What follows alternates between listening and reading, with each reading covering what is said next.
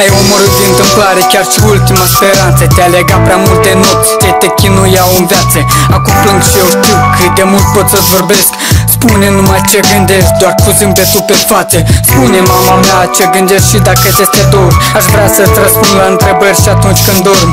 Aș vrea să mă regăsesc lângă tine undeva în sat. Cuvintele sunt lacrimi și eu sunt vinovat. Pentru mine fiecare rând e tot ce tu mi-ai dat. Mi-ai dat acest talent și știu că nici n-ai visat.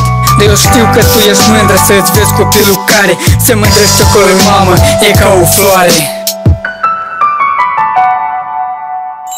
Eu îți vorbesc în versul și asta e o rugăciune. Dar dacă mă vei asculta ar fi o minune. Și-am urcat până sus, am urcat până la cer. Am înscris un jurământ și am încetat să sper.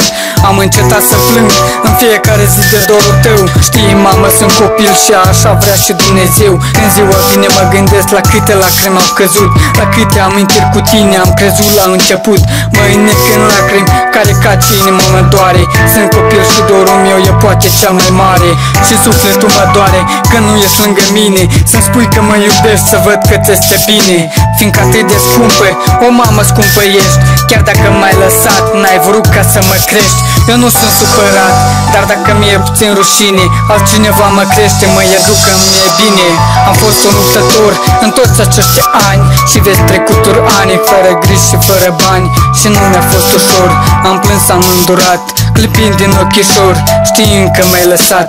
Atunci nu înțelegeam, eram mic și n-aveam minte, dar nu înțeleg de ce n-am uitat acele clipe. Sufletul tulburător, de trecutul dureros, puțin mă înțeleg ce-am simțit când ce-am fost. Spune mamă ce gândești și spune ce te doare, știind că e greu să-ți vezi copilul cum crește mare. Mama mea, măicuță, cu lacrimi te regăsesc. Nu aș putea într-un cuvânt să mă descriu, dar te iubesc. Spune mamă ce gândești și spune ce te doare, știind că e greu să-ți vezi copilul cum crește mare. Mama mea, măicuță, cu lacrimi te regăsesc. Nu aș putea într-un cuvânt să mă descriu, dar te iubesc. Spune mamă ce gândești și spune ce te doare, știind că e greu să-ți vezi copilul cum crește mare. Mama mea, măicuță, cu lacrimi te regăsesc. Nu aș putea într-un cuvânt